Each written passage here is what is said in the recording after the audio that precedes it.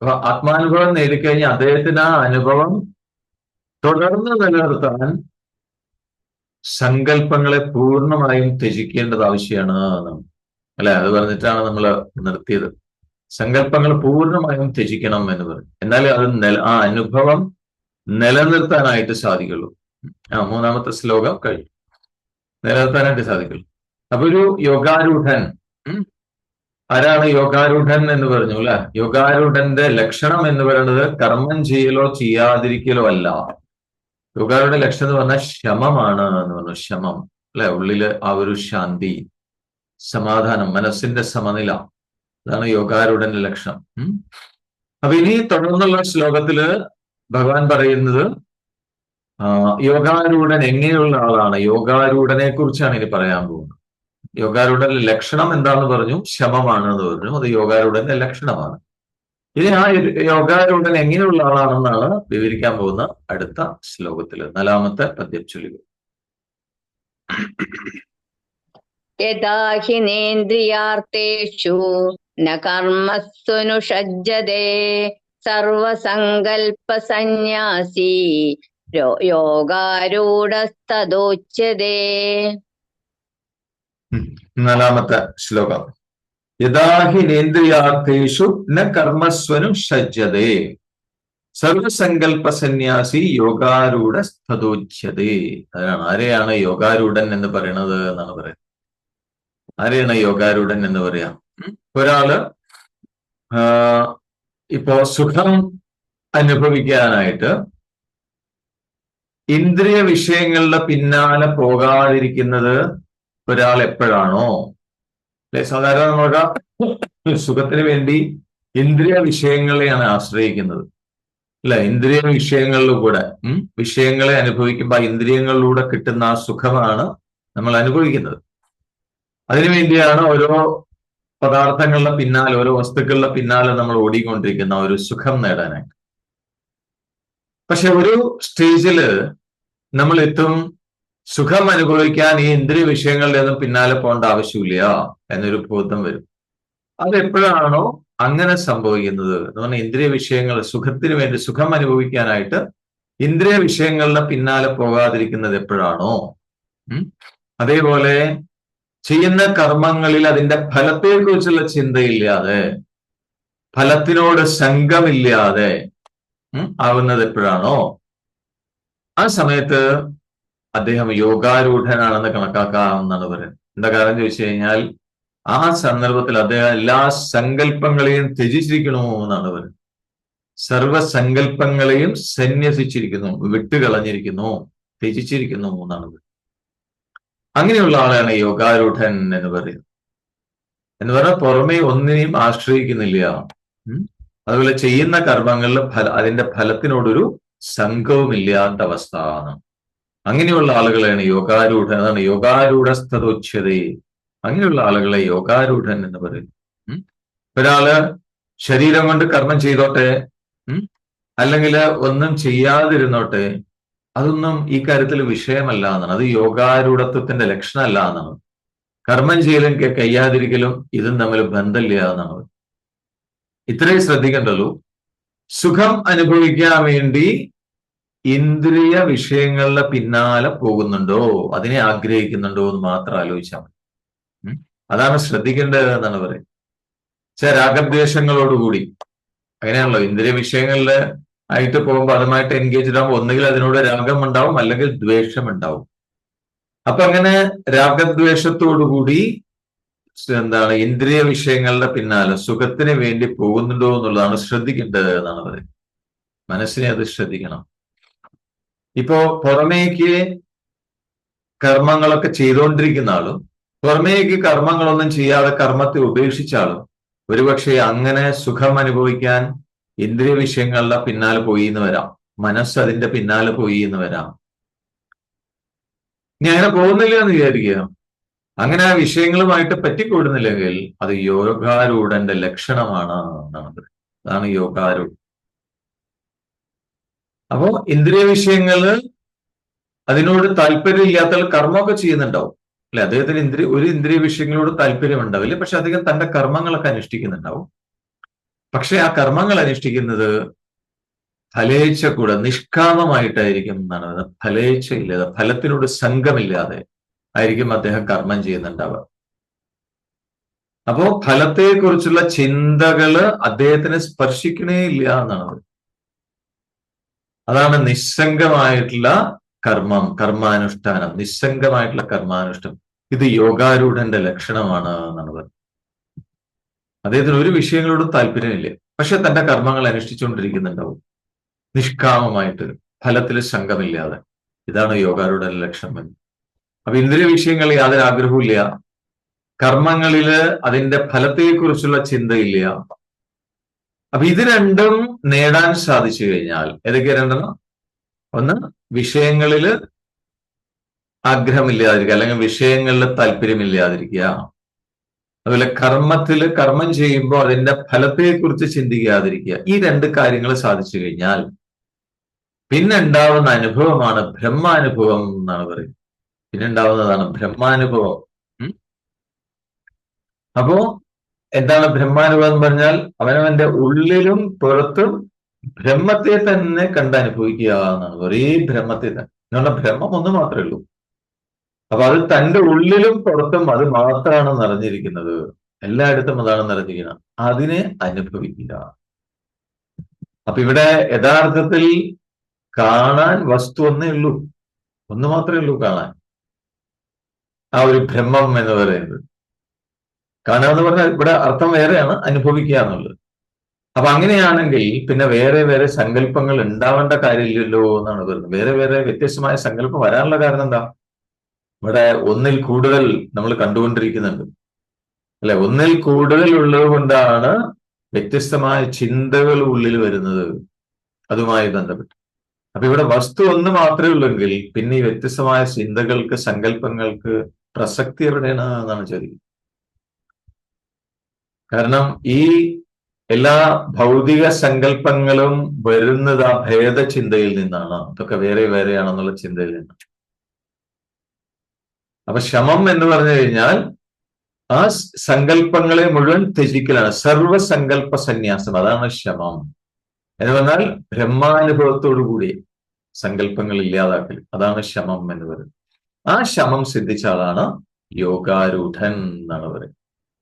അപ്പൊ ഇനി അങ്ങനെയാണെങ്കിൽ അടുത്ത ചോദ്യം വരുന്നല്ലോ, എന്താണ്? ഈ യോഗാരൂഢത്വം എങ്ങനെ നേടാം, അല്ലെ? അതിലേക്ക് എങ്ങനെ എത്താനായിട്ട് സാധിക്കും? ഇനി അത് ആർക്കെങ്കിലും അത് നമ്മളെ അനുഗ്രഹിക്കാൻ കഴിവുണ്ടോ? അങ്ങനെ അത് ആ യോഗാരൂഢത്വം തന്ന് അനുഗ്രഹിക്കാനുള്ള കഴിവ് ആർക്കെങ്കിലും ഉണ്ടോ? അതിനുള്ള ആ സംശയത്തിനുള്ള മറുപടി ഇനി അടുത്ത ശ്ലോകത്തില് ഭഗവാൻ പറയാനായിട്ട് പോകുന്നത്. അല്ലെ, നമുക്ക് തോന്നാലോ ഇപ്പൊ ഗുരു ഉണ്ടെങ്കിൽ ഗുരുദേവനെ നമ്മളെ അനുഗ്രഹിക്കാലോ, അല്ലെ? ഈ ജ്ഞാനം ഉള്ളിൽ പ്രകാശിക്കാനായിട്ട് അനുഗ്രഹിക്കും. പലരും അങ്ങനെ സംശയം വരാറുണ്ട്, അല്ലെ? എന്തിനാ ഇങ്ങനെ ഉപദേശിച്ചു തന്നുകൊണ്ട് എന്താ കാര്യം? നമ്മളെ ബ്ലസ് ചെയ്തൂടെ, അനുഗ്രഹിച്ചൂടെ? ആ അനുഗ്രഹത്തിലൂടെ നമ്മൾക്കും ഈ ജ്ഞാനം ഉള്ളിൽ പ്രകാശിക്കില്ലേ എന്നൊക്കെ പലരും ചോദിക്കാറുണ്ട്. അല്ലെങ്കിൽ നമ്മളുടെ ഉള്ളിൽ ഈ വിഷമം നമ്മൾ ദുഃഖം അനുഭവിക്കുന്നു, അല്ലെ? നമ്മൾ പല കാര്യങ്ങൾ കൊണ്ട് ദുഃഖം അനുഭവിക്കുന്നു, ടെൻഷൻ അനുഭവിക്കുന്നു. അപ്പൊ ഇതൊക്കെ ഭഗവാന്റെ ഒരു അനുഗ്രഹം ഉണ്ടെങ്കിൽ ഇതെല്ലാം നീക്കം ചെയ്യൂലോ. അതിനു വേണ്ടിയിട്ടാണ് നമ്മൾ പ്രാർത്ഥിക്കാൻ പോണതും, അല്ലെ? ഭഗവാന്റെ അടുത്ത് പോകുന്നതൊക്കെ അതിനു വേണ്ടിയിട്ടാണ്. കഷ്ടപ്പാടൊക്കെ നീക്കം ചെയ്ത് തരണേ, കഷ്ടപ്പാട് അനുഭവിക്കരുത്, ശരിയല്ലേ? ഇങ്ങനെയൊക്കെ പ്രാർത്ഥിച്ചിട്ടാ പോകണം. അപ്പൊ ഇങ്ങനെ പോകുന്നവർക്കുള്ള മറുപടിയാണ് അടുത്തത് പറയാനായിട്ട് പോകുന്നത്. മനസ്സിലായോ? ഭഗവാൻ കൃഷ്ണനാണ് പറഞ്ഞിരിക്കുന്നത്, ഓർമ്മ വേണം. 5-ാമത്തെ ശ്ലോകം ചൊല്ലിക്കോളൂ. ഉദ്ധരേദാത്മനാത്മാനം ആത്മാനമവസാദയേത് ആത്മൈവ ഹ്യാത്മനോ ബന്ധുർ ആത്മൈവ രിപുരാത്മനഃ. ഇത് കേട്ടിട്ടുണ്ടാവും, അല്ലെ? മിക്കവാറും കേട്ടിട്ടുണ്ടാവും. ഈ ശ്ലോകം മിക്കവാറും പേര് കേട്ടിട്ടുണ്ടാവും. ഉദ്ധരേത് ആത്മനാത്മാനം നാത്മാനം അവസാദയേത് ആത്മൈവ ഹ്യാത്മനോ ബന്ധു ആത്മൈവ രിപുരാത്മനഃ. എന്താണ് അതിന്റെ അർത്ഥം? എന്താണ്? അപ്പൊ ഭഗവാൻ പറയാണ്. അപ്പൊ നേരത്തെ സംശയം ചോദിച്ചല്ലോ, ഇത് ഈ യോഗാരൂഢത്വം എന്ന് പറയുന്നത് ആരെങ്കിലും അനുഗ്രഹിച്ചിട്ട് നമുക്ക് നേടിയെടുക്കാൻ പറ്റുമോ എന്നായിരുന്നു സംശയം. അതിനുള്ള മറുപടിയാണ് പറയാൻ പോകുന്നത്. അപ്പൊ ഇവിടെ എന്ത് വേണം? ബുദ്ധി കൊണ്ട്. എങ്ങനെയുള്ള ബുദ്ധി കൊണ്ട്? സത്യം എന്താണെന്നുള്ള ബോധം ഉറപ്പിച്ച ബുദ്ധി കൊണ്ട് മനസ്സാണ് ഇവിടെ സംസാരമാകുന്ന ഭ്രമത്തിൽ പെട്ട് വട്ടം കറങ്ങിക്കൊണ്ടിരിക്കുന്ന മനസ്സാണ്. അപ്പൊ സത്യം എന്താന്ന് ഗ്രഹിച്ച സത്യബോധം ഉൾക്കൊണ്ട ബുദ്ധി ഉപയോഗിച്ച് ഈ സംസാരത്തിൽ പെട്ട് കഷ്ടപ്പാട് അനുഭവിക്കുന്ന മനസ്സിനെ ഉയർത്തിയിട്ട് യോഗാരൂഢ പദവിയിലേക്ക്, ആ തലത്തിലേക്ക് നയിക്കൂ എന്ന് പറയുകയാണ് ഭഗവാൻ കൃഷ്ണൻ. പിന്നെന്താ പറയുന്നത്? ആരോടാണ് പറയുന്നത്? അർജുനനോട് പറയാണ്. എന്ന് പറഞ്ഞാൽ നീ അത് ചെയ്യൂ എന്നാണ് പറയുന്നത്, അല്ലെ? വേറൊരാളുടെ അനുഗ്രഹം കൊണ്ട് സാധിക്കുന്നുള്ളതല്ല, നീ അത് ചെയ്യൂ എന്നാണ് ഇവിടെ സൂചിപ്പിക്കുന്നത്. പിന്നെ മാത്രമല്ല, മനസ്സിനെ ശ്രദ്ധിക്കണം. എന്താണ് ശ്രദ്ധിക്കേണ്ടത്? മനസ്സ് ഇന്ദ്രിയങ്ങളുടെയോ വിഷയങ്ങളുടെയോ പിന്നാലെ ഓടിപ്പോകാതെ നോക്കണം എന്ന് പറയുന്നു. കാരണം മനസ്സ് ഇന്ദ്രിയങ്ങളുടെയും വിഷയങ്ങളുടെയും പിന്നാലെ പോകുമ്പോഴാണ് ആ മനസ്സിന് താഴ്ച സംഭവിക്കുന്നത്, അത് അധപ്പതിക്കുന്നത്. അപ്പൊ എന്ത് വേണം? മനസ്സിനെ താഴാൻ അനുവദിക്കരുത്. മനസ്സ് താഴ്ന്ന എന്തുകൊണ്ടാണ്? വിഷയങ്ങളുടെ പിന്നാലെ പോകുന്നതുകൊണ്ട്. അപ്പൊ അതുകൊണ്ട് അവിടെ ശ്രദ്ധിക്കണം എന്ന് പറയണം. ഇന്ദ്രിയ വിഷയങ്ങളുടെ പിന്നാലെ പോവാതെ നോക്കണം. ആ മനസ്സിനെ നീ ഉയർത്തുകയാണ് വേണ്ടത് എന്നാണ് പറയുന്നത്. അപ്പോ ആ യോഗാരൂഢ തലത്തിലേക്ക് ഉയരുന്ന മനസ്സെന്നെയാണ് ആത്മസ്വരൂപം തെളിയിച്ചു തരാനുള്ള ബന്ധുവായി സഹായിക്കുന്നത് എന്നാണ് പറയുന്നത്, അല്ലെ? ആത്മൈവ ഹ്യാത്മനോ ബന്ധു. ഇവിടെ എന്തുകൊണ്ടാണ് ഇവിടെ ഒരു മനസ്സിനെയാണ് പറയുന്നത്? എന്തുകൊണ്ടാണ് മനസ്സ് ബന്ധുവായി തീരുന്നു എന്ന് പറയാനുള്ള കാരണം, ആ മനസ്സിന് ഉയരാൻ സഹായിക്കുന്നുവെങ്കിൽ ആ മനസ്സ് ബന്ധുവാണ് എന്ന് പറഞ്ഞാൽ, ആത്മതലത്തിലേക്ക് ഉയരാൻ സഹായിക്കുന്നുവെങ്കിൽ, ആത്മസ്വരൂപത്തിലേക്ക് അടുക്കാൻ സഹായിക്കുന്നുവെങ്കിൽ ആ മനസ്സ് ബന്ധുവാണ് എന്നാണ്. ഇനി ആത്മൈവ ത്രിപുരാത്മന എന്ന് പറയുന്നത്, മനസ്സ് തന്നെയാണ് ശത്രു. എങ്ങനെ ശത്രുവാവുക? ഇന്ദ്രിയ വിഷയങ്ങളുടെ പിന്നാലെ പോയി കഴിഞ്ഞാൽ ആ മനസ്സ് ആത്മസ്വരൂപം മറയ്ക്കും. അതുകൊണ്ടാണ് അതിനെ ശത്രു എന്ന് പറയാനുള്ള കാര്യം. അപ്പൊ ആത്മസ്വരൂപം അറിഞ്ഞു കഴിഞ്ഞാൽ പിന്നെന്താണ്? പിന്നെ അതൊക്കെ സത്യമായിട്ട് തോന്നും. ഈ സംസാരം, അല്ലെ, ആ ഭ്രമം, അത് സത്യമായിട്ട് തോന്നും. അതിന്റെ പിന്നാലെ ഓടും. പിന്നെ ദുഃഖം അനുഭവിക്കാനായിട്ട് വരും. അപ്പൊ ഈ മനസ്സ് തന്നെയാണ് രണ്ടും ചെയ്യുന്നത് എന്നാണ് പറയുന്നത്. അപ്പൊ പറഞ്ഞു ഉദ്ധരേതാത്മനാത്മാനം. അപ്പോ ബുദ്ധി എന്ന് പറഞ്ഞാൽ, ബുദ്ധിയിലാണ് ഈ സത്യബോധം ആദ്യം വരിക എന്ന് പറഞ്ഞാൽ സിദ്ധാന്തപരമായിട്ട്, അല്ലെ? ഇപ്പൊ നമ്മൾ ഇതൊക്കെ കേൾക്കുന്നുണ്ട്. ഇവിടെ സത്യം ഒന്ന് മാത്രമേ ഉള്ളൂ, ബ്രഹ്മം ഒന്ന് മാത്രമേ ഉള്ളൂ, എല്ലായിടത്തും നിറഞ്ഞിരിക്കുന്നത് നമ്മൾ കേട്ടു. ബുദ്ധിയുടെ തലത്തിൽ വന്നു. അതാണ് സിദ്ധാന്തപരമായിട്ടുള്ള അറിവ്. ആ അറിവ് നമ്മൾക്ക് കിട്ടി. അപ്പൊ ഈ അറിവ് ഉറക്കണം. ഈ അറിവ് ഉറച്ച് ലക്ഷ്യത്തെക്കുറിച്ചുള്ള ഒരു ഉറപ്പ്, ഒരു നിശ്ചയം ഉണ്ടായിത്തീരാം. അതുണ്ടാവുന്നത് ബുദ്ധിയിലാണ്. അതാണ് ബുദ്ധി എന്ന് പറയുന്നത്. അന്ധകരണത്തിലെ ഒന്നാണ് ബുദ്ധി എന്ന് പറയുന്നത്. അന്ധകരണ ചതുഷ്ടയത്തിൽ ഒന്നാണ്. ഈ ബുദ്ധിയിലാണ് ലക്ഷ്യനിശ്ചയമൊക്കെ വരുന്നത്. വസ്തുബോധം ഉറപ്പ് വന്ന് ലക്ഷ്യനിശ്ചയം വരുന്നത് ഈ ബുദ്ധിയിലാണ്.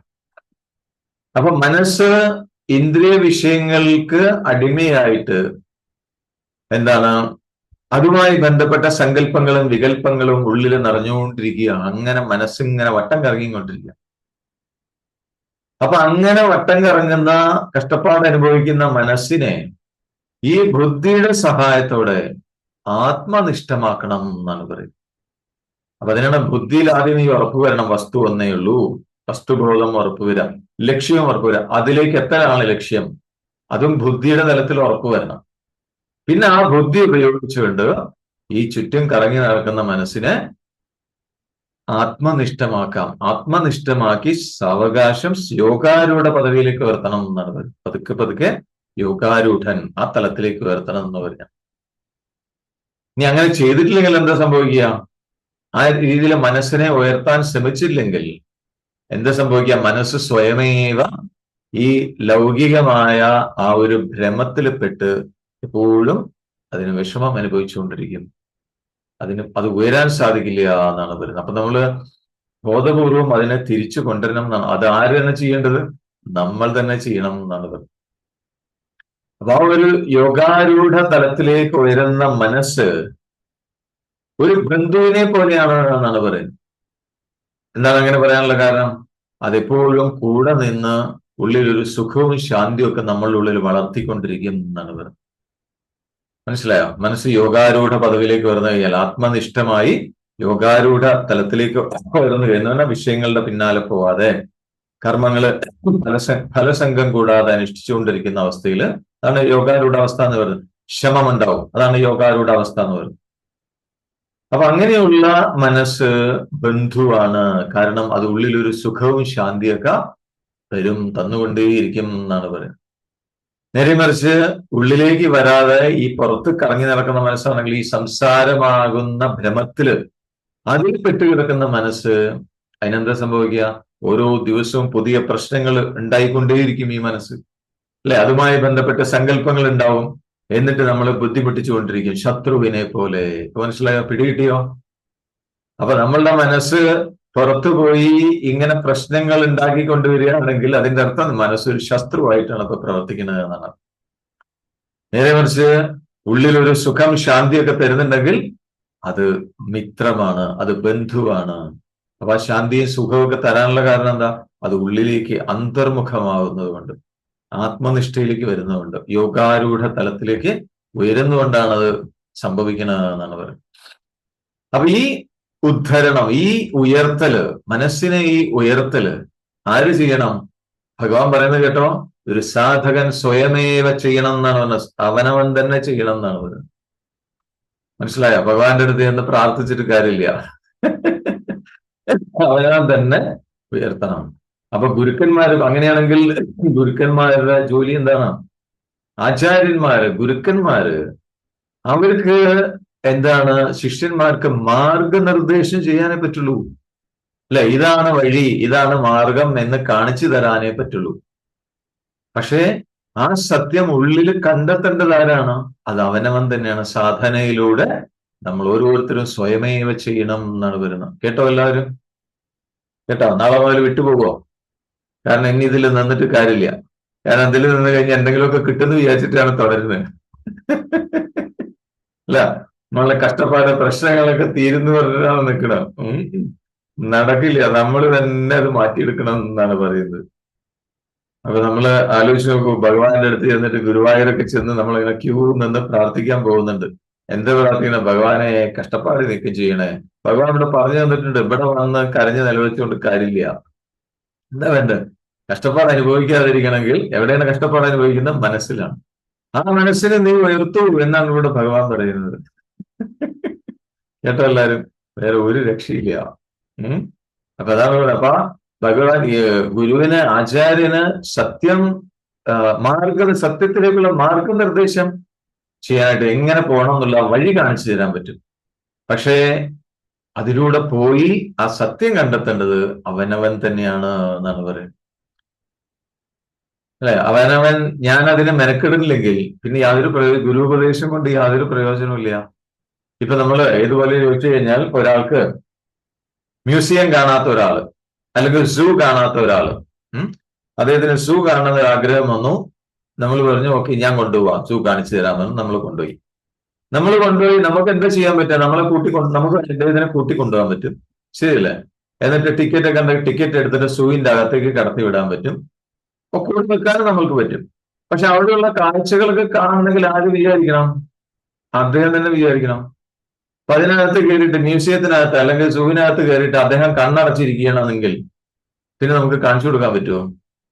അപ്പൊ അത് കണ്ണ് തുറന്ന് കാണേണ്ടതാരാ? ആ വ്യക്തി തന്നെയാണ്, അല്ലെ? കൂടുതലുള്ള ആൾക്ക് വഴിയൊക്കെ കാണിച്ചു കൊടുക്കാനേ പറ്റുള്ളൂ, ഉള്ളിലേക്ക് കടത്തി വിടാനേ പറ്റുള്ളൂ.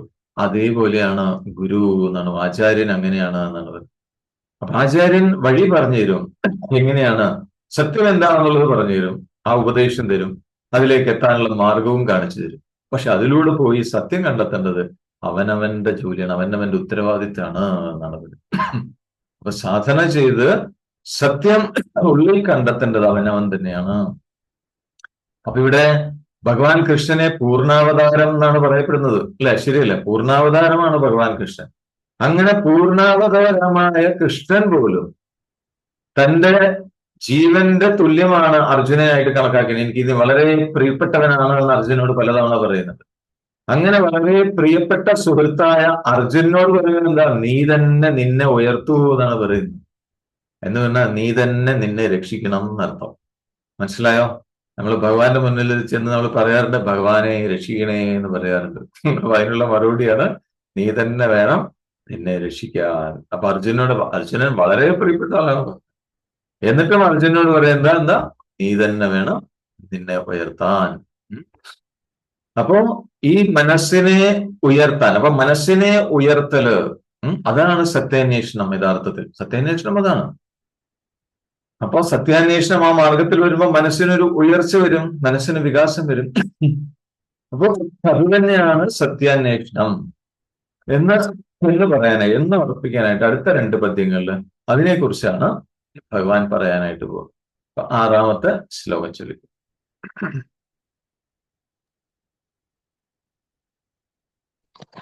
ബന്ധുരാത്മാത്മനസ്തസ്യ യേനാത്മൈവാത്മനാ ജിതഃ അനാത്മനസ്തു ശത്രുത്വേ വർത്തേദാത്മൈവ ശത്രുവത്. 6ാമത്തെ ശ്ലോകം. ബന്ധുരാത്മാത്മനസ്തസ്യ യേനാത്മൈവാത്മനാജിതഃ അനാത്മനസ്തു ശത്രുത്വേ വർത്തേദാത്മൈവ ശത്രുവത്. എന്താണ് യേന എന്ന് പറഞ്ഞാൽ ഏതൊരു സത്യാന്വേഷിയാണോ സത്യബോധം ഉൾക്കൊണ്ട് വസ്തു എന്താണ്, അതിന്റെ അവസ്ഥ എന്താണ് എന്ന് മനസ്സിലാക്കി ആ ബുദ്ധി കൊണ്ട് തന്നെ ഇന്ദ്രിയ വിഷയമായി ബന്ധപ്പെട്ട മനസ്സിനെ ജയിക്കുന്നത്. അങ്ങനെ ജയിച്ചു കഴിഞ്ഞാൽ അത് ആത്മസ്വരൂപിയായി മാറി. അങ്ങനെ ആത്മസ്വരൂപിയായി മാറിയ ആ ജ്ഞാനിക്ക് ആത്മാനുഭൂതി അനുഭവിക്കാൻ, അല്ലെങ്കിൽ ആത്മാനന്ദ അനുഭവത്തിന് കാരണമായ ആ മനസ്സ് ഒരു ബന്ധുവിനെ പോലെയാണ് എന്ന് വീണ്ടും പറയാം. ബന്ധുവിനെ പോലെ എന്ത് ചെയ്യുന്നു? സത്യം എന്താണ്, മിഥ്യ എന്താണെന്ന് വേർതിരിച്ച് കാണിച്ചു കൊടുത്ത് സഹായിക്കണു ആ മനസ്സ് എന്നാണ് പറയുന്നത്. മനസ്സിലായോ? എങ്ങനെയുള്ള ആൾക്ക് എന്ന് പറഞ്ഞാൽ സത്യബോധം ഉൾക്കൊണ്ട ബുദ്ധി കൊണ്ട് മനസ്സിനെ ഉയർത്തണമെന്ന് നേരത്തെ പറഞ്ഞു. അങ്ങനെ ആരാണോ മനസ്സിനെ ആത്മസ്വരൂപത്തിലേക്ക് നയിച്ചിരിക്കുന്നത്, അപ്പൊ ആത്മസ്വരൂപിയായി മാറിയ ആ ജ്ഞാനിയെ സംബന്ധിച്ച് തന്റെ അന്ധകരണം എന്ന് പറഞ്ഞാൽ ഇവിടെ മനസ്സ് ഒരു ബന്ധുവിനെ പോലെ സത്യം എന്ത് മിഥ്യ എന്ത് എന്ന് വേർതിരിച്ച് കാട്ടുന്നു. എന്ന് മാത്രമല്ല ആത്മാനന്ദ അനുഭവത്തിന് കാരണമായി തീരുന്നു ആ മനസ്സ് എന്നാണ്. നേരെ മറിച്ച് മനസ്സിനെ നിയന്ത്രിച്ച് ആ ആത്മാനുഭൂതി അല്ലെങ്കിൽ ആത്മാനുഭവത്തിന് ശ്രമിക്കാത്ത ലൗകികരായ ആളുകളെ സംബന്ധിച്ച് ഈ മനസ്സ് തന്നെ എങ്ങനെയായി മാറും? തന്നെ എപ്പോഴും ദ്രോഹിക്കാൻ ശ്രമിച്ചുകൊണ്ടിരിക്കുന്ന ശത്രുവിനെ പോലെയായിരിക്കും ആ മനസ്സ്. എന്താണ് അങ്ങനെ പറയാൻ കാരണം? ശത്രു തന്നെ എപ്പോഴും ദ്രോഹിച്ചുകൊണ്ടിരിക്കുന്ന ശത്രുവിന്റെ ഫലമായിട്ട്, അദ്ദേഹം പ്രവർത്തിച്ചതിന്റെ ഫലമായിട്ട് നമുക്ക് എപ്പോഴും ദുഃഖമായിരിക്കും ഉണ്ടാവുക. അപ്പൊ എപ്പോഴും ദ്രോഹിക്കാൻ ശ്രമിക്കുന്ന ശത്രുവിനെ പോലെ ഈ മനസ്സ് പലതരം വിഷമങ്ങളിലേക്ക് കൊണ്ട് ചാടിക്കും. എന്നിട്ട് എപ്പോഴും ഉപദ്രവിച്ചു കൊണ്ടേയിരിക്കും നമ്മളെ എന്നാണ് പറയുന്നത്. എങ്ങനെയുള്ള ആളുകൾക്കാണ് സംഭവിക്കുക? മനസ്സിനെ നിയന്ത്രിച്ച് ആത്മാനുഭവത്തിന് ശ്രമിക്കാത്ത ലൗകികരായ ആളുകൾ എന്ന് പറഞ്ഞാൽ പുറമെ മാത്രം മുഴുകി ഭൗതിക തലത്തില് പെട്ടുകിടക്കുന്ന ആളുകളുടെ അവസ്ഥ ഏതാണ്? അതാണല്ലോ നമ്മൾ കാണാറുണ്ടല്ലോ അല്ലെ. 100% ഭൗതിക തലത്തിൽ മുഴുകി കിടക്കുന്ന ആളുകൾക്ക് എപ്പോഴും ടെൻഷനും പ്രശ്നങ്ങളുമാണ് അല്ലെ. സന്തോഷം അനുഭവിക്കും, ചില നിമിഷങ്ങളിൽ അവർ അനുഭവിക്കുന്നുണ്ടാവും. പക്ഷെ അധികവും ആ സന്തോഷ നിമിഷങ്ങൾ അനുഭവിക്കാൻ തന്നെ അവർ ഒരുപാട് കഷ്ടപ്പാടും ദുഃഖവും അനുഭവിക്കുന്നുണ്ട്. കാരണം അവരുടെ മനസ്സാണ് അത് ചെയ്തുകൊണ്ടിരിക്കുന്നത്. ശത്രുത്വേ വർത്തതേ. ശത്രുക്കൾ എന്ന് പറയാനുള്ള കാരണം എന്താ? ശത്രുവിന്റെ സ്വഭാവം എന്താ? ശത്രു ചതിക്കും അല്ലെ. ശത്രു ചതിക്കാൻ മടി കാണിക്കില്ല, അതേപോലെ ദ്രോഹിക്കാനും മടി കാണിക്കില്ല ശത്രു. അങ്ങനെയാണല്ലോ. അപ്പോ ധ്യാനം ശീലിക്കാതെ, ആത്മധ്യാനം ശീലിച്ച് മനസ്സിനെ വശീകരിച്ചില്ലെങ്കിൽ, മനസ്സിനെ നിയന്ത്രിച്ചില്ലെങ്കിൽ എന്താ സംഭവിക്കുക? ആ മനസ്സ് തന്റെ ഓണറെ, തന്റെ ഉടമസ്ഥനെ എന്താണ് ഒരു ശത്രുവിനെ പോലെ എപ്പോഴും ചതിച്ച് ദ്രോഹിച്ചുകൊണ്ടിരിക്കുന്നതാണ്. ഈ മനസ്സ് നമ്മളെ ചതിച്ചുകൊണ്ടിരിക്കുകയാണല്ലോ അല്ലെ. അത് നല്ലതാണ്, ഇത് നല്ലതാണെന്നൊക്കെ പറഞ്ഞ് നമ്മളെ അങ്ങോട്ട് കൂട്ടിക്കൊണ്ടുപോകും. എന്നിട്ട് പിന്നീടാണ് നമ്മൾ മനസ്സിലാവും, ഓ അബദ്ധമായി എന്ന് പിന്നീടാണ് മനസ്സിലാവുക. അപ്പോഴേക്ക് ഊരിപ്പോരാൻ പറ്റില്ല, ആ അവസ്ഥയായിട്ടുണ്ടാവും അല്ല. ശരിയല്ല. അപ്പൊ ഒരു ശത്രുവിനെ പോലെ ഈ മനസ്സിങ്ങനെ ചതിച്ചുകൊണ്ടിരിക്കും, ചതിച്ച് ദ്രോഹിച്ചുകൊണ്ടിരിക്കും എന്നാണ്. പിന്നെ മാത്രമല്ല, സത്യമല്ലാത്ത കാഴ്ചകളിൽ, അസത്യമായ ദൃശ്യങ്ങളില് ഇത് സത്യമാണെന്നുള്ള തോന്നലുണ്ടാക്കും. പിന്നെ പലതുണ്ട് അത് സത്യമാണെന്ന് ഭ്രമം ഉണ്ടാക്കും ഈ മനസ്സ് എന്നാണ്.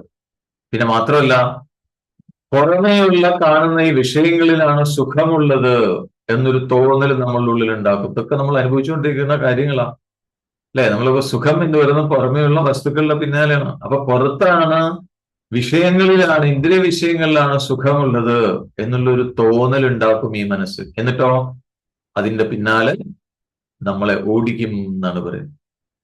ഇനി അങ്ങനെ നമ്മൾ ഓടി ആ വിഷയങ്ങളെ സ്വന്തമാക്കി എന്ന് വിചാരിക്കുക. അത് സ്വന്തമാക്കി കഴിഞ്ഞാലോ പിന്നെ പലതരത്തിലുള്ള പ്രശ്നങ്ങൾ ഉണ്ടാക്കിയിട്ട് ദുഃഖം അനുഭവിക്കുകയും ചെയ്യും. ഇതാണ് മനസ്സിന്റെ സ്വഭാവം എന്ന് പറയുന്നത്. നിയന്ത്രണ വിധേയമാവാത്ത മനസ്സിന്റെ സ്വഭാവമാണ് ഈ പറഞ്ഞത്. അപ്പൊ അതുകൊണ്ട് തന്നെ ഒരു കാരണവുമില്ലാതെ ഉള്ളില് ദേഷ്യം, ഈർഷ്യ, അസൂയ, മതം, മാത്സര്യം ഇങ്ങനെയുള്ള വികാരങ്ങളൊക്കെ മനസ്സിൽ ഉണർത്തിവിടും. എന്നിട്ട് എപ്പോഴും ഒരു എന്താ പറയാ, ഒരു ബോധരേക്ഷ, ഒരു വ്യാകുലതയാണ് എപ്പോഴും ഉണ്ടാവുക. പിന്നെ മാത്രമല്ല എല്ലാറ്റിലും സംശയം, പേടി, ഇതൊക്കെ ഉണ്ടാക്കി മനസ്സിനെ വിഷമിപ്പിച്ചുകൊണ്ടിരിക്കും എന്നാണ് പറയുന്നത്. പിന്നെ മാത്രമല്ല ഒന്നിലും ഒരു തൃപ്തി വരില്ല, അല്ലെ? എന്തൊക്കെ നേടിയാലും മതി എന്ന് തോന്നില്ല. പിന്നെയോ എപ്പോഴും പുതുതായി എന്തെങ്കിലും വേണമെന്നുള്ള ആഗ്രഹം വന്നുകൊണ്ടേയിരിക്കും. ഇതൊക്കെ മനസ്സിന്റെ അവസ്ഥയാണ്. ഇതൊക്കെ നമ്മൾ അനുഭവിക്കാറില്ലേ? ശരിയല്ലേ? ഇതൊക്കെ നമ്മൾ അനുഭവിക്കുന്നുണ്ട്. അതെങ്ങനെയാണ് പുതിയ പുതിയ സാധനങ്ങളുടെ പിന്നാലെ പോകുന്നത്, വാങ്ങാൻ മെനക്കെടുന്നത് അതാണ്. കാരണം ഒന്നിലും ഒരു തൃപ്തി വരുന്നില്ല. അതൊക്കെ മനസ്സിന്റെ പണിയാണ്. എന്ന് മാത്രമല്ല ഇങ്ങനെ പുറമേക്ക് ഓടിക്കൊണ്ടിരിക്കുന്ന, ബഹിർമുഖമായിട്ട് പുറമേക്ക് ഓടിക്കൊണ്ടിരിക്കുന്ന മനസ്സിന് അടിമയായിരിക്കുന്ന ആ വ്യക്തി അല്ലെങ്കിൽ ആ ജീവനെ അത് പൂർണ്ണമായും നശിപ്പിക്കും എന്നാണ് പറയുന്നത്. അധഃപതനത്തിന് വഴി കാരണമാവും എന്നാണ്. അതിന് ഒരു സംശയമില്ല എന്നാണ്. അപ്പൊ ഇതിനേക്കാൾ വലിയ ശത്രുത്വം വേറെ ഉണ്ടോ എന്നാണ് ചോദ്യം. ഇതിനേക്കാൾ പിന്നെ വലിയൊരു ശത്രു ഉണ്ടോ? നമ്മളെ ആകെ അങ്ങോട്ട് നശിപ്പിച്ചു കളയാണ് എന്നാണ് പറയുന്നത്. ആത്മധ്യാനത്തിന് വശപ്പെടാതെ പുറമേക്ക് പാഞ്ഞുകൊണ്ടിരിക്കുന്ന മനസ്സിന്റെ അവസ്ഥയാണ് ഈ പറഞ്ഞത്. അപ്പൊ അത് നമ്മളൊരു ശത്രുവിനെ പോലെയാണ് എന്നാണ് പറയുന്നത്. ഇനി ശരി, നമ്മൾ ആത്മധ്യാനമൊക്കെ ശീലിച്ചു, മനസ്സിനെ ജയിച്ചു എന്ന് വിചാരിക്കുക. അങ്ങനെ മനസ്സിനെ കീഴടക്കി എന്ന് വിചാരിക്കും. അങ്ങനെയുള്ള മനസ്സ് നമ്മൾക്ക് ഏറ്റവും വേണ്ടപ്പെട്ട ഒരു ബന്ധുവിനെ പോലെ സഹായിക്കും എന്നാണ്. അപ്പൊ എന്താണ് സഹായം എന്നുള്ളതാണ് അടുത്തായിട്ട് പറയുന്നത്. അതും കൂടി നമുക്ക് നോക്കാം. ഏത് രീതിയിലാണ് മനസ്സ് നിയന്ത്രിതമായി കഴിഞ്ഞാൽ, മനസ്സിനെ വശീകരിച്ച് നിർത്താൻ സാധിച്ചു കഴിഞ്ഞാൽ ആ മനസ്സ് എങ്ങനെയാണ് നമ്മളുടെ ബന്ധുവായിട്ട് തീരുക, ഏത് തരത്തിലാണ്, എന്താണ് സഹായം എന്നുള്ളതാണ് അടുത്ത പറയാമോ? 7ാമത്തെ ശ്ലോകം ചൊല്ലി. ജിതാത്മന പ്രശാന്തസ്യ പരമാത്മാ സമാഹിതഃ ശീതോഷ്ണ സുഖ ദുഃഖേഷു തദാ മാനാവമാനയോഃ. 7ാമത്തെ ശ്ലോകത്തിൽ പറയുന്നു, എന്താണ് പറയുന്നത്? ജിതാത്മന പ്രശാന്തസ്യ പരമാത്മാ സമാഹിതഃ ശീതോഷ്ണ സുഖ ദുഃഖേഷു തഥാ മാനാപമാനയോ. അതാണ് ജിതാത്മന. ജിതാത്മന എന്ന് പറഞ്ഞാൽ ഇന്ദ്രിയങ്ങളെയും മനസ്സിനെയും ജയിച്ച് കീഴടക്കിയവനായ ആള്. അതാണ് ജിതാത്മൻ എന്ന് പറഞ്ഞു കഴിഞ്ഞാൽ. അപ്പൊ ഇന്ദ്രിയങ്ങളെയും മനസ്സിനെയും ജയിച്ച് കീഴടക്കിയ ആളും അതേപോലെ തന്നെ മനസ്സിനെ അങ്ങനെ ഉള്ളില് അടക്കി, അന്തർമുഖമായി ഉപശമിച്ച് അടക്കി ആത്മാനുഭവം നേടിയവനായ യോഗാരൂഢന് എന്താ സംഭവിക്കുക? തണുപ്പ്, ചൂട്, പല സുഖം, ദുഃഖം അങ്ങനെയുള്ള അനുഭവങ്ങൾ ഉണ്ടാവുമല്ലോ. അതിന് കാരണമാവുന്ന പുറമെയുള്ള വിഷയങ്ങളില്, അതേപോലെ എന്താണ് മാനം, അപമാനം തുടങ്ങിയ ഓരോരുത്തരുടെ വ്യക്തിപരമായിട്ടുള്ള ഓരോ അനുഭവം, വിരുദ്ധ അനുഭവങ്ങളില്, ഇങ്ങനെയുള്ള എല്ലാ അനുഭവം, ഏത് തരത്തിലുള്ള അനുഭവം ഉണ്ടായാലും, സുഖമായാലും ദുഃഖമായാലും, മാനം, അപമാനം, തണുപ്പ്, ചൂട്, ഇങ്ങനെ ഏത് അനുഭവം ഉണ്ടായാലും, വിപരീതമായ അനുഭവം ഉണ്ടായാലും അദ്ദേഹത്തിന്റെ ഉള്ളിൽ എന്താണ് അനുഭവം? എപ്പോഴും ആനന്ദ സ്വരൂപമായ ആ പരമാത്മാവ് തന്നെ ബുദ്ധിയിൽ തെളിഞ്ഞ് അനുഭവിക്കാൻ ഇടവരും എന്നാണ് പറയുന്നത്. അതാണ് ബന്ധുത്വം എന്ന് പറയുന്നത്. മനസ്സ് ബന്ധുവായി മാറുന്നു എന്നാൽ ഏത് ഓപ്പോസിറ്റ് സിറ്റുവേഷൻ വന്നു കഴിഞ്ഞാലും ഉള്ളില് ആ ഒരു ആനന്ദം അനുഭവിക്കാൻ ഇടവരും എന്നാണ് പറയുന്നത്. കാരണം ഉള്ളിൽ എപ്പോഴും ആ പരമാത്മാവ് തെളിഞ്ഞ് അനുഭവിക്കുന്നുണ്ടാവും. അപ്പൊ പിന്നെ വിരുദ്ധമായ അനുഭവങ്ങൾ ഉണ്ടാവുകയും, നല്ലതായാലും ചീത്തയായാലും ദുഃഖമായാലും സുഖമായാലും മാനമായാലും അപമാനമായാലും ഇതൊന്നും അദ്ദേഹത്തിനെ ബാധിക്കില്ല എന്നാണ്. ആണ് പരമാത്മാ സമാഹിത. എന്ന് പറഞ്ഞാൽ സമ്പത്തായാലും സമ്പത്തൊന്നും ഇല്ലാത്ത അവസ്ഥയാണെങ്കിലും ഒരു ഭാവഭേദം ഉണ്ടാവില്ല. എന്ന് പറഞ്ഞാൽ ഒരു ബന്ധു എന്ന് പറഞ്ഞാൽ എങ്ങനെ, നമുക്ക് സമ്പത്തുള്ളപ്പോഴും സമ്പത്തൊക്കെ നഷ്ടപ്പെടുന്ന അവസ്ഥയിലാണെങ്കിലും ഒരേപോലെ നിന്ന് കൂടെ നിന്ന് സഹായിക്കുന്ന ആളാണ് ബന്ധു, അല്ലെ? അങ്ങനെയുള്ള ആളെയാണ് ബന്ധു എന്ന് പറയുക. അല്ലാണ്ട് പണം ഉണ്ടാവുമ്പോൾ കൂടെ നിൽക്കും, പണം ഇല്ലാതെ കിട്ടില്ല എന്ന് കഴിഞ്ഞാൽ മാറിപ്പോവും, അതല്ല ബന്ധു. ഉറ്റ ബന്ധു എന്ന് പറഞ്ഞാൽ എന്താ, ഏത് അവസ്ഥയിലും നമ്മളുടെ കൂടെ ഉണ്ടാവും, അല്ലെ? നമ്മളുടെ കൂടെ വന്ന് സഹായിക്കുന്ന ആളാണ് ഉറ്റ ബന്ധു എന്ന് പറയുന്നത്. അപ്പോ നേരത്തെ പറഞ്ഞു, ആ യോഗാരൂഢ അവസ്ഥയിലേക്ക് ഉയർത്തപ്പെട്ട മനസ്സ് ഉറ്റ ബന്ധുവായി മാറുന്നു എന്ന് നേരത്തെ പറഞ്ഞു. അപ്പൊ എങ്ങനെയാണ് ആ ബന്ധുത്വം എന്ന് ചോദിച്ചു കഴിഞ്ഞാൽ, തണുപ്പാവട്ടെ, ചൂടാവട്ടെ, സുഖമാവട്ടെ, ദുഃഖമാവട്ടെ, എല്ലാ സമയത്തും ആ ആനന്ദ സ്വരൂപമായ പരമാത്മനെ തന്നെ അനുഭവിച്ചുകൊണ്ടിരിക്കാൻ സാധിക്കും. ഉള്ളിൽ എപ്പോഴും ആനന്ദമായിരിക്കും എന്നാണ് പറയുന്നത്. പോരെ, ഇതല്ലേ വേണ്ടു, അല്ലെ? അതാണ് സംഭവിക്കുക എന്നാണ് പറയുന്നത്. അപ്പൊ നേരത്തെ പറഞ്ഞു, മാനാപമാനങ്ങള്, ജയം പരാജയം, ഇതൊക്കെ എന്താണ്, വ്യക്തിപരമായ അനുഭവങ്ങളാണ്. അങ്ങനെയുള്ള അനുഭവങ്ങൾ ഉണ്ടാകുമ്പോഴും ആ ബ്രഹ്മാനന്ദത്തിന് ഒരു കുറവും സംഭവിക്കില്ല എന്നുള്ളത്. അതിനൊരു കുറവും സംഭവിക്കില്ല. അപ്പൊ സത്യം എന്തെന്ന് ബോധ്യമുള്ള ആള്, അത് തെളിഞ്ഞ് അനുഭവിച്ച ആള്, അതിലുണ്ടാവുന്ന ഈ സത്യമല്ലാത്ത കാര്യങ്ങൾ, അസത്യമായ പ്രതിഭാസങ്ങളിൽ ഒരിക്കലും മനസ്സ് പതറേണ്ട കാര്യമില്ലല്ലോ എന്നാണ് പറയുന്നത്. കാരണം മരുഭൂമിയെ കുറിച്ച് ബോധമുള്ള ഒരാൾക്ക് അതിൽ വെള്ളം, തടാകം കണ്ടു കഴിഞ്ഞാൽ അതിൽ ഭ്രമിക്കില്ല ഒരിക്കലും. കാരണം അദ്ദേഹത്തിന് അറിയാം ഇതൊരു തോന്നലാണ് എന്നറിയാം, അല്ല? മരുമരീചിക, മരുഭൂമിയെ കുറിച്ച് അറിയാവുന്ന ആൾക്ക് ആ ദൂരെ തടാകം കണ്ട വെള്ളം കുടിക്കാനായിട്ട് ഓടിച്ചെല്ലില്ല. കാരണം അദ്ദേഹത്തിന് അറിയാം അത് യഥാർത്ഥത്തിൽ ഇല്ല. അപ്പോ ദുഃഖമുണ്ടാക്കുന്നത് അറിവില്ലായ്മയാണ്, ഈ അറിവില്ലായ്മയാണ്. അപ്പൊ അറിവില്ലാത്ത ആളുകളെ സംബന്ധിച്ച്, അജ്ഞാനിയെ സംബന്ധിച്ച് ഇവിടെ എല്ലാം ദുഃഖമാണ് എന്നാണ് പറയുന്നത്. നേരെ മറിച്ച് സത്യം എന്താണെന്ന് ബോധം ഉൾക്കൊണ്ട്, വസ്തുദർശനം കൊണ്ട്, സത്യദർശനം കൊണ്ട് മനസ്സ് ആനന്ദം നിറഞ്ഞതായി കഴിഞ്ഞാൽ പിന്നെ ആ മനസ്സ് എല്ലായിടത്തും ആ ആനന്ദം തന്നെ കാട്ടിത്തന്ന് സുഖിപ്പിക്കും എന്നാണ് പറയുന്നത്. പിന്നെ ആനന്ദമില്ലാത്ത ഒരവസ്ഥ കാണില്ല എന്നാണ് പറയുന്നത്. അതാണ് ബന്ധു എന്ന് പറയാനുള്ള കാരണം. അപ്പൊ ഇനി യോഗാരൂഢന്റെ മനസ്സ് ബന്ധുവിനെ പോലെ ഏത് രീതിയിലാണ്, ഏത് നിലയിലാണ് പെരുമാറുന്നത് എന്നാണ് ഇനി അടുത്ത 2 ശ്ലോകം കൊണ്ട് പറയാൻ പോകുന്നത്. അത് നമുക്ക് നാളെ നോക്കാം. എങ്ങനെയാണത് മനസ്സുറ്റ ബന്ധുവിനെ പോലെ നമ്മളുടെ അടുത്ത് ഇടപഴകണം എന്നുള്ളത് നോക്കാം. കണ്ണുകൾ അടച്ചു വയ്ക്കൂ. Close your eyes. കണ്ണുകൾ അടഞ്ഞിരിക്കുന്നു. നട്ടെല്ല് നിവർന്നിരിക്കട്ടെ. കൈകൾ മടിമേൽ മലർത്തിരിക്കാം. ദീർഘമായ ശ്വാസം എടുക്കൂ. സാവകാശം പുറത്തേക്ക് വിടാം.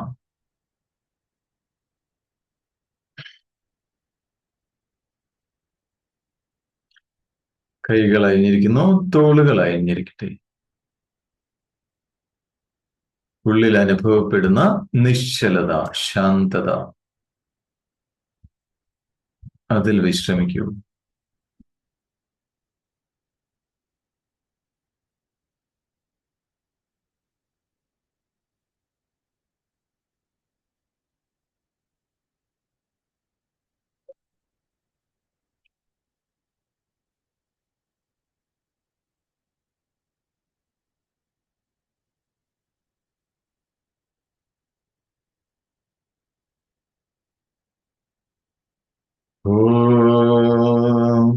സം സമിത്യുപസേ വൃഷന്നഗ്നേ വിശ്വാനര്യ ഇലസ്പദേ സമിധ്യസേ സനോ വസൂന്യാഭരാ സംഘച്ഛധ്വം സംവദധ്വം സംഭോമനാംസി ജാനതാ ദേവാഭാഗം യഥാ പൂർവേ സഞ്ജാനാനാ ഉപാസത്തെ സമാനോ മന്ത്രഃ സമിതിഃ സമാനീ സമാനം മനഃസഹ ചിത്തമേഷ സമാനം മന്ത്രമഭിമന്ത്രൈവ സമാനേന വോഹവിഷാ ജുഹോമി സമാനീവ ആഹൂതിഃ സമാനാ ഹൃദയാനി വഹ സമാനമസ്തു വോ മനോ യഥാ വസ്തു സഹാസതി. നമോ ബ്രഹ്മണേ നമോ അസ്ത്വഗ്നയേ നമ പൃഥവ്യേ നമ ഓഷധിഭ്യഃ നമോ വാചേ നമോ വാചസ്പതയേ നമോ വിഷ്ണവേ ബൃഹദേ കരോമി. ഓം ശാന്തി ശാന്തി ശാന്തി.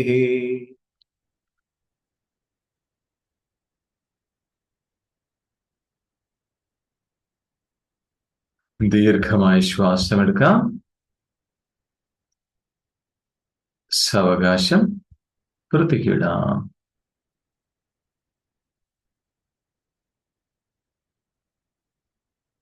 സ്വന്തം ശരീരത്തിലേക്കും ചുറ്റുപാടുകളിലേക്കും ശ്രദ്ധ കൊണ്ടുവന്നുകൊണ്ട് പൂർണ്ണ തൃപ്തിയോടുകൂടി വളരെ സന്തോഷപൂർവം സാവകാശം കണ്ണുകൾ തുറക്കാം.